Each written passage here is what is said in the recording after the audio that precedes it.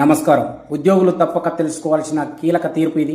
ఉద్యోగి రాజీనామా చేస్తే పెన్షన్కు అర్హత ఉండదని సుప్రీంకోర్టు స్పష్టంగా తెలిపింది. ఈ తీర్పు లక్షలాది ఉద్యోగులకు హెచ్చరికగా మారింది.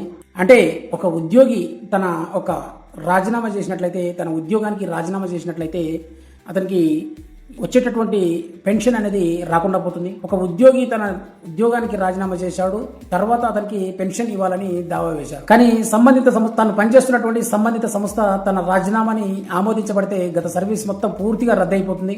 అందువల్ల పెన్షన్ వర్తించదని స్పష్టం చేసింది. ఈ అంశంపై విషయం కోర్టు వరకు వెళ్ళింది. అక్కడ కోర్టుకు వెళ్ళిన తర్వాత కోర్టులో ఈ కేసుని పరిశీలించిన సుప్రీంకోర్టు కీలక వ్యాఖ్యలు చేయడం జరిగింది. అంటే ఉద్యోగి రిజైన్ చేస్తే అతని గత సర్వీస్ సంపూర్ణంగా రద్దు అవుతుంది. అందువల్ల అతనికి వచ్చేటటువంటి పెన్షన్ గాని, ఫ్యామిలీ పెన్షన్ గాని వర్తించదు. రాజీనామాని ఆమోదించిన తర్వాత ఇతను పనిచేస్తున్నటువంటి సంస్థ ఇతని రాజీనామాను ఆమోదించినట్లయితే ఉద్యోగికి పిఎఫ్ ప్రావిడెంట్ ఫండ్ మాత్రమే వస్తుంది, పెన్షన్ రావడానికి అవకాశం ఉండదు అని స్పష్టంగా పేర్కొంది. విఆర్ స్వచ్ఛంద పదవి విరమణ లేదంటే రెసిగ్నేషన్ మధ్య తేడా ఏంటంటే సుప్రీంకోర్టులో మరొక ముఖ్యమైన విషయం కూడా చెప్పింది.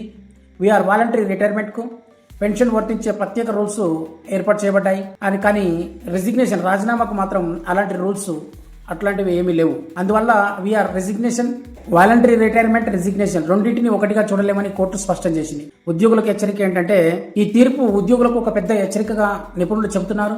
పెన్షన్ ఆశించేవారు, ఒకవేళ ఎవరైతే పెన్షన్ ని ఆశిస్తున్నారో వారు రాజీనామా చేసే ముందు తప్పనిసరిగా రూల్స్ తెలుసుకోవాలి. ఒక నిర్ణయం జీవితాంతం వచ్చేటటువంటి పెన్షన్ ను పూర్తిగా కోల్పోయేలా చేస్తుంది. కాబట్టి ఉద్యోగులారా, రిజైన్ చేసే ముందు వాలంటరీ రిటైర్మెంట్ రూల్స్, పెన్షన్ కు సంబంధించిన నిబంధనలు, సర్వీస్ యొక్క బెనిఫిట్స్ సంపూర్ణంగా తెలుసుకొని నిర్ణయం తీసుకోండి. ఇలాంటి లేటెస్ట్ అప్డేట్స్ కోసం మన ఛానల్ని సబ్స్క్రైబ్ చేయండి, వీడియో లైక్ చేసి నలుగురికి షేర్ చేయండి. ధన్యవాదాలు.